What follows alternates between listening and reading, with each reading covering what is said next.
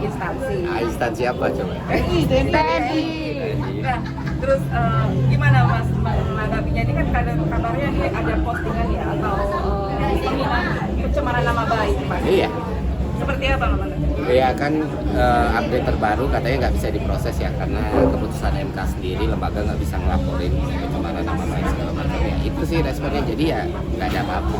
Ya kalaupun diproses saya juga bingung apanya yang dicemarkan ya. Tapi kabarnya Mas Ferry nggak bisa dihubungi sama pihak TNI-nya sendiri. Iya kayaknya teman-teman wartawan ngubungin aja dari kemarin, saya juga bingung kenapa nggak bisa dihubungin. Kalau nomor sampai sekarang saya bisa kok dicek, nggak ada WA masuk ke SMS. Kak, tapi tahu nggak sih perihal statement Kak Ferry yang mana yang mungkin dipermasalahkan oleh Jenderal TNI ini? Nggak tahu. Dan benar-benar kalau misalnya itu ternyata naik tuh ya, saya malah penasaran sendiri. Teman-teman mungkin tahu yang mana? Nggak tahu, nggak nyebut siapa, nggak nyebut siapa. Iya, jadi bingung aja kenapa. Dan Cuma terkait masalah pencemaran nama baik aja kan? kalau nggak salah ya, Iya, ya cuma sampai sebatas sini. itu. Iya, jadi kita juga bingung apa gitu. Tapi kalau misalnya eskalasi lagi kita nggak tahu. Iya, saya warga negara. Oke, gini, ketika kita menyuarakan aspirasi apapun itu bentuknya ya, Iya. bahwa kita adalah rakyat yang punya hak lah istilahnya gitu. Iya. Tapi lu dibungkam, bahkan ketika lu menyuarakan sesuatu, lu dianggap bahwa lu menjelekkan salah satu instansi. Iya. Oke, kalau kita ngomongin undang-undang, Negara ini kan dilindungi sama aturan ya. Ya misalnya kita ngomong TNI Polri gitu. Kalau ada yang waktu itu nanya takut nggak bang, itu kayak lu bisa dilaporin TNI ke Polri gitu. Ya nggak takut. Karena kan saya percaya TNI dan Polri itu harusnya tusinya melindungi masyarakatnya, bukan memenjarakan masyarakat ya. Jadi aneh saja kalau misalnya, dan itu bakal lucu sekali di penjara karena laporan TNI kan lucu banget. tapi lu merasa gak sih bahwa apa yang kehadiran seorang Ferry itu bikin mereka agak ketar-ketir karena lu kan benar-benar menyuarakan apa yang lu lihat dan rasakan ya kan? Lu merasa jadi Nggak pernah ngerasa kayak gitu sih karena mewakili lah. enggak juga. Maksud aku masih manusia biasa. Aku cuma pengen ya orang yang cinta aja sama negara ya. Karena satu dengan lain, karena beberapa hal gitu. Banyak teman-teman yang menitipkan aspirasi. Nah, kita punya platform. Ya, kita bicara, kita nggak menyudutkan siapapun atau mencemarkan nama baik siapapun. Dan memang dari awal pun saat isu itu naik kan nggak ada tuh, saya nggak pernah teriak kriminalisasi atau saya wah ini enggak. Saya bilang saya di sini di Jakarta saya mau ngejam nih di Pejaten jam 7. Ya karena kalau kita bersih kenapa harus bersih kan. Dan kalaupun misalnya itu dianggap sebagai suatu tindakan yang kesalahan ya konsekuensinya saya ambil. Tapi gue sih melihat Pertama, aku bukan ahli hukum, jadi aku nggak akan bicara sesuai dengan yang di luar kapasitasku. Makanya kalau teman-teman lihat bahkan ditanya bang tuntutan apa yang lu dukung? Kalau aku selalu bilang tuntutan itu adalah hak warga negara kepada otoritasnya, kepada pemerintahnya. Jadi mau siapapun menuntut, dia menuntut sebuah perubahan misalnya kepada negaranya, ya itu hak media gitu. Jadi masalah perampasan aset, ya kalau aku yang dari yang aku pribadi pelajari ya ada pro kon juga sebenarnya kan. Dan memang ya seharusnya semangatnya betul ya, spiritnya bagus ya. Tapi kan kita harus benerin juga nih institusi hukumnya, kita juga jangan sampai ini jadi backlash. Karena kan balik lagi dulu ITE bertahun-tahun jadi masalah karena kekaretan dan lain sebagainya. Nah itu harus dipertimbangkan. Tapi selama orang mengaspirasikan dan memang itu sebuah keinginan dari masyarakat, ya sebenarnya harusnya didengar dan dieskalasi, ditindaklanjuti. Yang jadi problem harusnya diselesaikan. Karena kan ya itu tadi, selain buku perampasan aset juga teman-teman yang jadi ART sekarang, buku PRT juga kita butuh ya, banyak lagi teman-teman.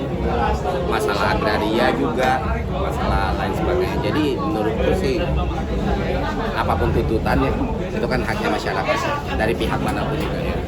Kak, sedikit kembali ke laporan dari Jenderal Polisi ini Kak. Kalau diajak duduk bareng untuk diskusi, bersedia atau enggak? Jenderal TNI. Apa yang mau didiskusikan? Saya kan bingung.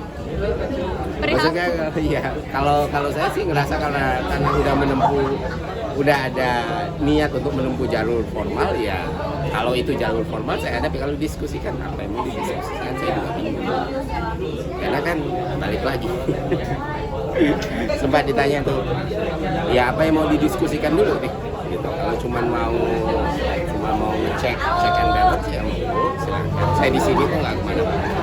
Makanya saya bingung tuh. Kalau duduk bareng ya apa yang mau dibicarakan ya dijelaskan dulu apa gitu. Karena balik lagi saya nggak punya senjata, saya nggak punya relasi kuasa, saya bukan pejabat juga, saya bukan siapa-siapa. Dan apa yang terjadi sama saya kan saya nggak pernah tahu gitu. Tapi kalau memang itu sebagai eskalasi hukum ya, sebagai misalnya di persidangan atau ya saya siap.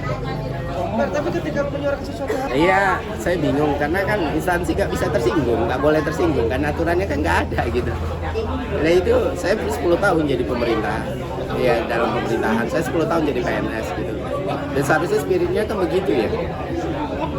Kalau sampai ke instansi yang tugasnya pengamanan lagi kan untuk melindungi rakyatnya tersinggung dan rakyatnya kan lucu. Gitu sih. Mas, tapi Yang harus aku koreksi, aku nggak pernah ngerasa diriku aktivis. Jadi apapun labelnya, tapi ya terserah, monggo silakan. Kedua, ya mungkin ditanyain ke DPR ya, karena aku sendiri bukan pengambil keputusan dan bukan mengambil kebijakan. Ya kita berharap yang terbaik lah untuk Indonesia. Gitu sih. terus kemarin Presiden sudah Ya, hak prerogatifnya presiden dan saya tidak bisa membicarakan mewakilkan presiden atau melihat dari sudut pandang masyarakat. Ya balik lagi nih, ya semuanya selama Indonesia jadi lebih baik, ya kita berharap dan kita menginginkan itu sih. Jadi ya, kalau memang merasa wah ini perlu diganti untuk Indonesia yang lebih baik, ya udah benefit of the doubt. tapi menurut Mas sendiri penggantinya Kan belum ada 48 jam ya. Jadi kan bingung sendiri gitu. Dan belum kenal juga segala macam. Ya kita lihat aja lah sendiri.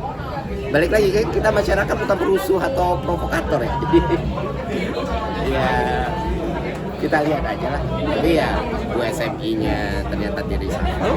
The fact USMI di reshuffle, selain di USMI ada Pak Budiari juga. Ya berarti kan pemerintah berpikir oh harus mengambil tindakan lain atau mungkin orang lain di tempatnya. Ya sudah. tetap menyuarakan yang luar biasa ya Pak. Orang yang berani vokal banget ke sebuah instansi itu menurut gua dia udah ngambil resiko 70-80% untuk nekat aja gitu. Nah menurut gua, tapi memang harus ada yang seperti itu. Kalau ditanya gua mendukung pernyataan Ferry Irwandi atau enggak, gua setuju. Karena menurut gua orang-orang seperti itu justru yang menurut gua jarang ada di Indonesia gitu. Kalau menurut gua sih kayak gitu. Dan apa yang diomongin sama dia, gue rasa dia adalah salah satu orang yang benar-benar nyata berani untuk ngelakuin apapun yang dia stand up for his opinion, tapi demi cintanya sama negara ini gitu. Dan dia orang pinter loh, bukan orang sembarangan.